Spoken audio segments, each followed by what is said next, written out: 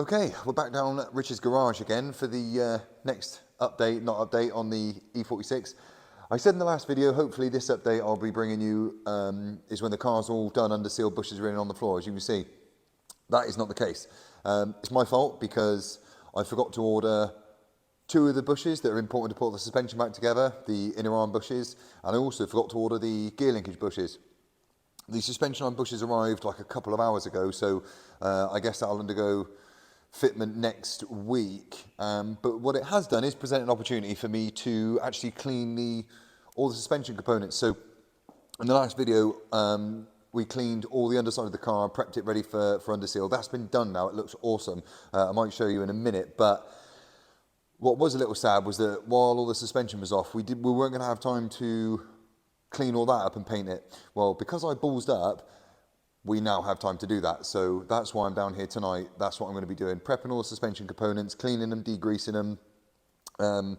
So I've got me a little kit to do that. So I'll flip the camera around and have a look at that in a minute. But yeah, hopefully there's no more balls ups on my part. And after this video, the next video will include all the bushes being fitted, the new brake lines in, and the car is back down on the floor and usable. But we'll see. Right, so this is tonight's task, well, not tonight's task, but this weekend's task. So everything you see on the bench here, I've got to get all the top layer of crud off, all the rust off, all the debris off, get it back as clean as I can, then I'll be degreasing it and painting it. The only things I won't be painting are the aluminium components. So the idea is just bring these up as best I can so it leaves a nice original finish, and I think the aluminium colour contrast against the under seal will look really, really smart. So wish me luck. To do the job, I've got my handy dandy assortment wire brush set, rather inclusive that, and the drill I will be using to power said brush. For degreasing and the rest of it, I'll be using Holt's brake and parts cleaner with what I consider to be a rather expensive little spray bottle at £25. It's not a big one, but it is good quality. So no sacrifice for that. And the finisher will be, ta-da, Hammerite black metal paint. I've been reading mixed reviews on the Hammerite, but I've got it on good authority. It does work just fine as long as you prep properly. So I will be taking my time. Naturally, I'll be using gloves and goggles and things like that. All the PPE, relevant PPE will be used. So I guess, yeah, wish me luck and I'll show you how we get on.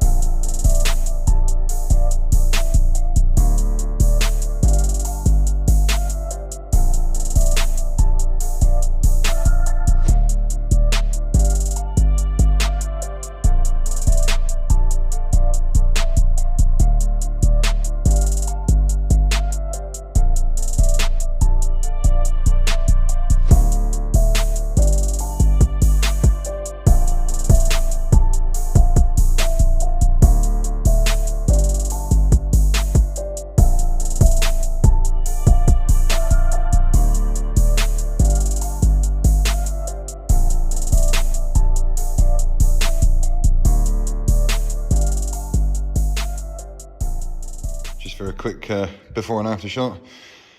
Probably could have spent longer on it, to be honest, but time is of the essence. I've got until Sunday night to get it all done and painted, and it is now 9:05 on Friday, so it's took me 2 hours to do that one arm, near as damn it, so let's get cracking.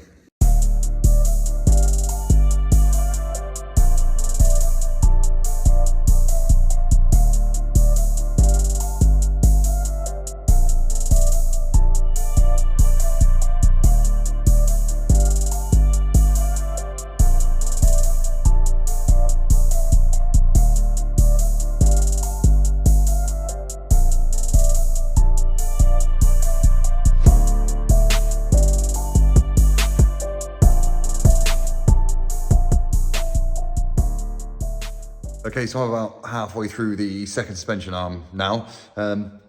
It's taken a little bit longer than I expected it to, but I'll put most of that down to the fact that I've planned like a moron.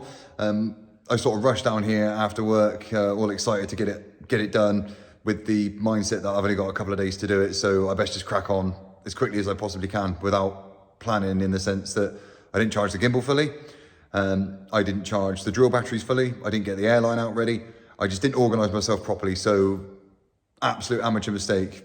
Top tip, if you're going to undertake something like this, plan properly. But anyway, we're here now. It is what it is. I am enjoying myself, so hopefully I get it all done. And yeah, I look forward to sort of seeing it all when it's finished. But yeah, wish me luck. We've only got a couple of days. Yeah, let's crack on.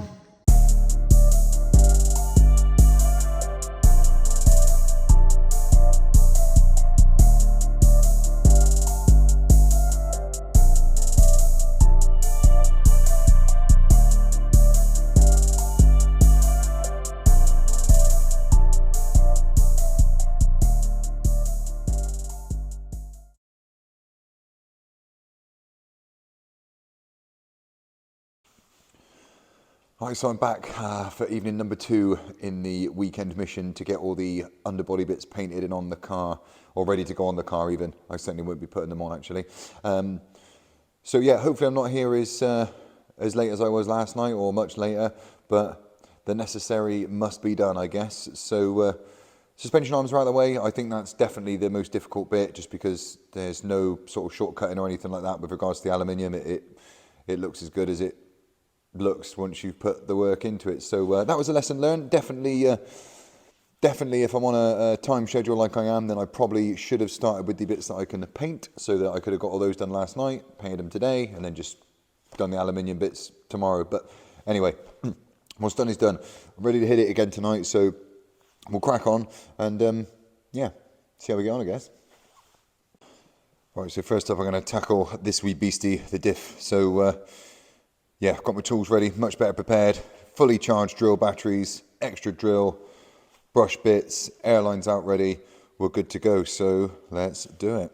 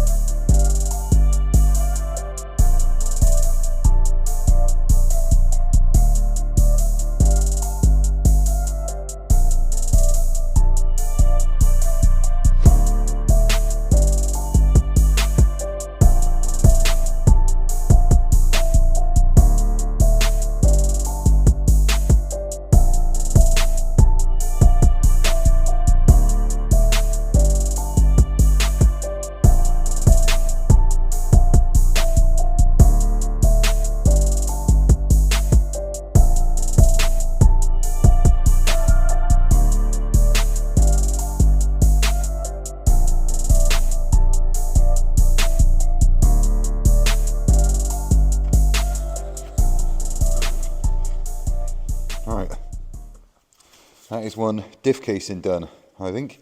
Set that aside and crack on with the next bit.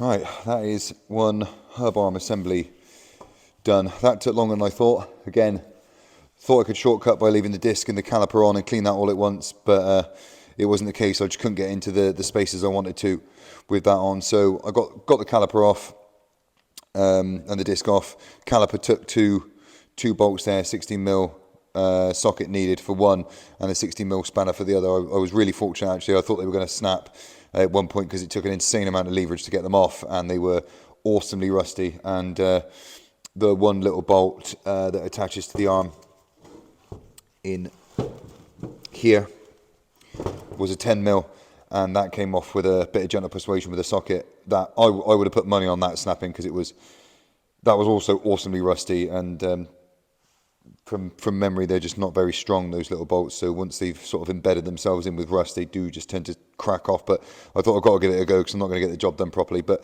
anyway, it was sort of a success. It's all cleaned and degreased now, all the loose stuff's off. So yeah, we'll put that aside and crack on with the next one.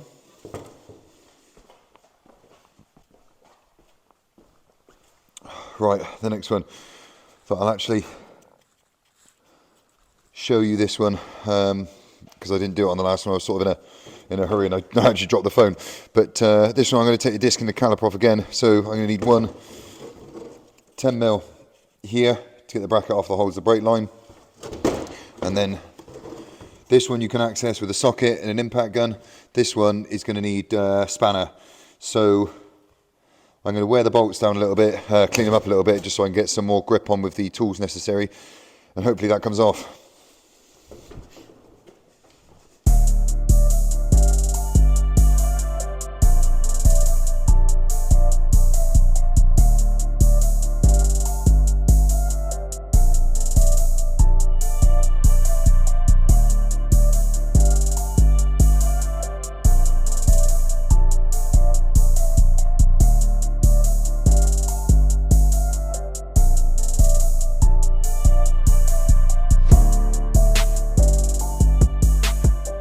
Neck. As you can see, it can be a bugger, and that one was an absolute bugger. I will naturally be buying new rear discs, I think, as a matter of course, after that beating that one took to come off. But that was a sod. I don't know if you saw, but that secondary bolt, the second bolt, the one under the brake line, I think is this one, just couldn't get the bugger off. It was slipping with a spanner, so eventually just had to hammer a socket onto it at a funny angle. Managed to get it to sit on, and thank God it gripped, and the impact gun just pulled the rust away. I'm in a bit of a alien workshop, in the sense I don't know where everything is, so I don't want to bug Rich at this time of night, but I don't know where the penetrating fluid is. That probably could have helped me out, but yeah, anyway, that job can be an absolute sod, as demonstrated there. But hey, it's off now, and we'll crack on, get the rest of it done.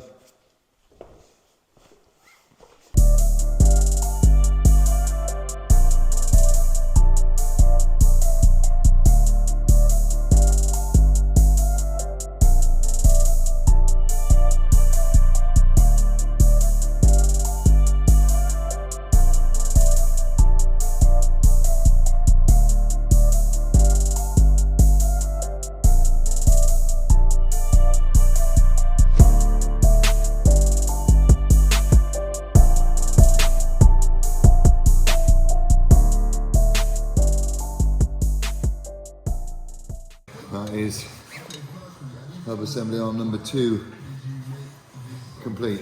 On to the next bit now.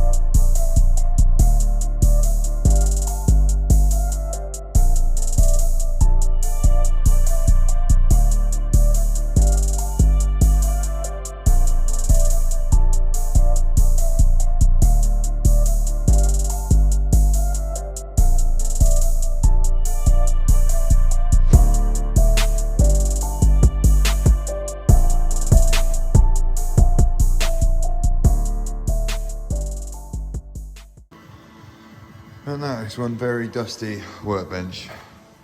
We're done for the night. That is everything that I wanted to get done, it is done.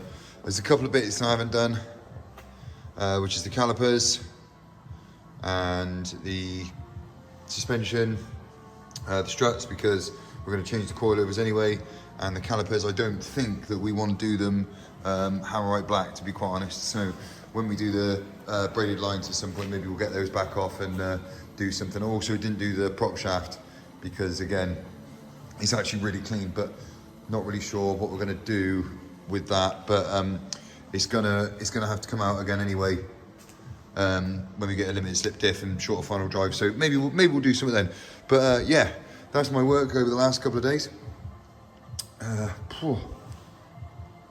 Yeah, so that's it. Tomorrow is paint. My face is dusty, so dusty. Yeah, tomorrow's got paint. So yeah, I guess I'll say goodnight for now, and I look forward to coming back tomorrow to finish off.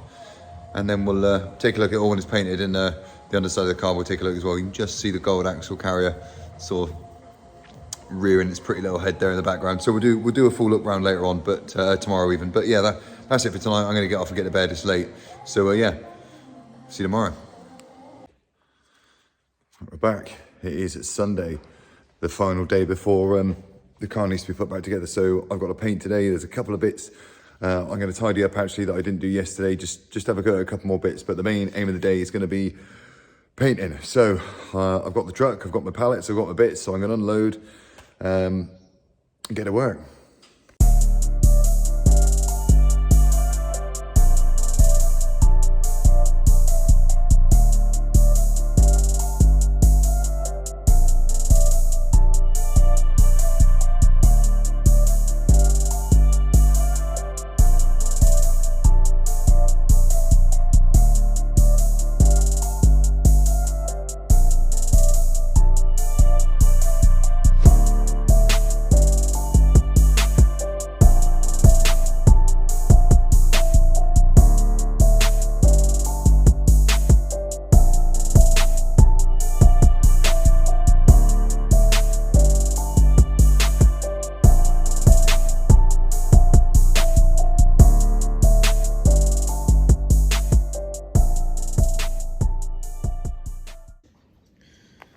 All right, I think that is us done. Just finished the diff casing off. Everything else I think looks really good. So we get out the shadow there. Drive shafts look good. See a couple of bits might need another going over, like a second coat. I'm going to go over this arm a little bit again.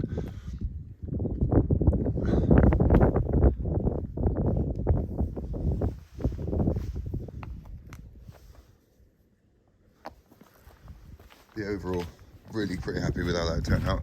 I'd say the aim was not to get a professional finish, but as good as I definitely could get.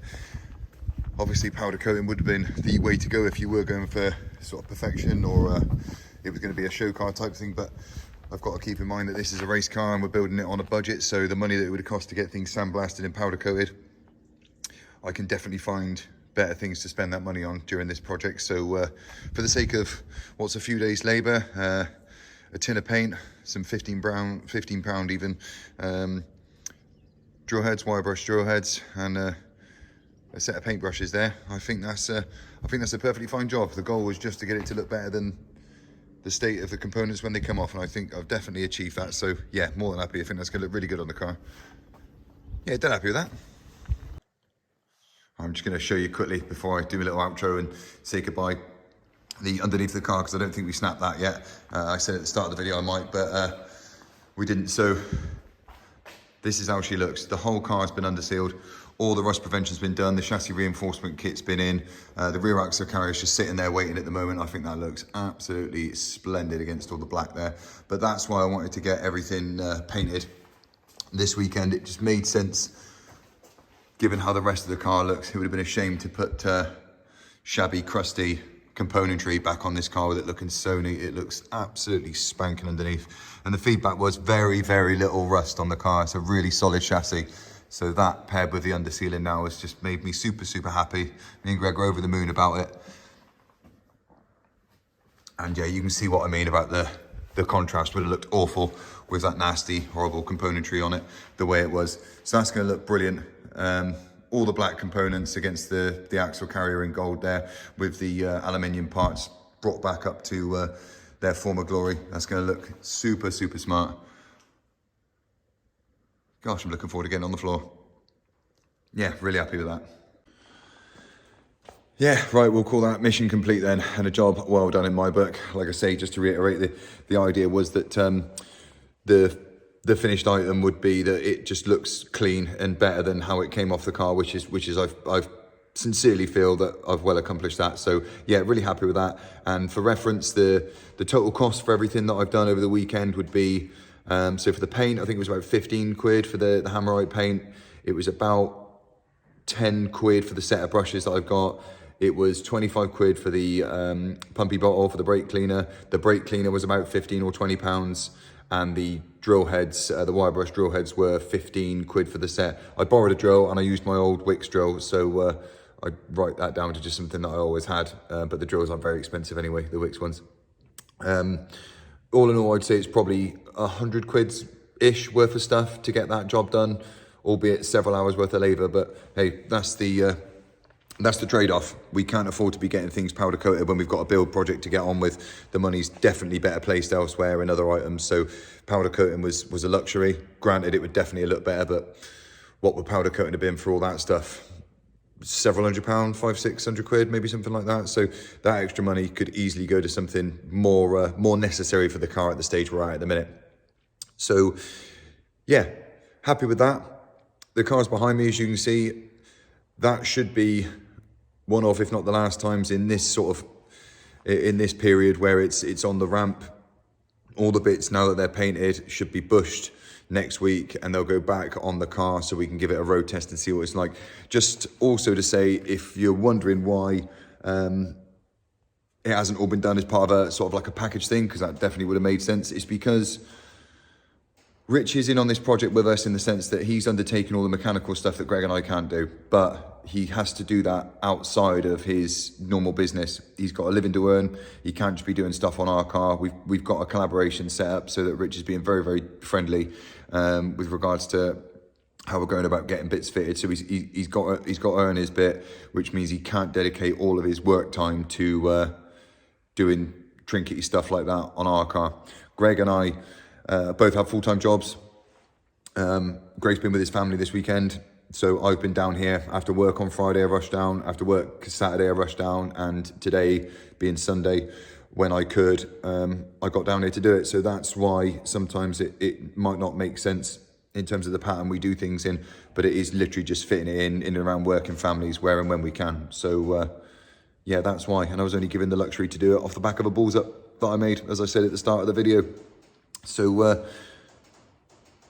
that's hopefully the last hiccup that I make that's going to delay this sort of project. But anyway, it was a nice thing to be done. So yeah, I'm not disheartened about that. I think it turned out really well in the end, all being said. And yeah, I don't want to jinx it, but the next video should be when the car's on the ground. We'll do a little onboard road test and see what she looks and feels like. Looking forward to that. If you're watching, thank you very much, and we'll see you in the next one.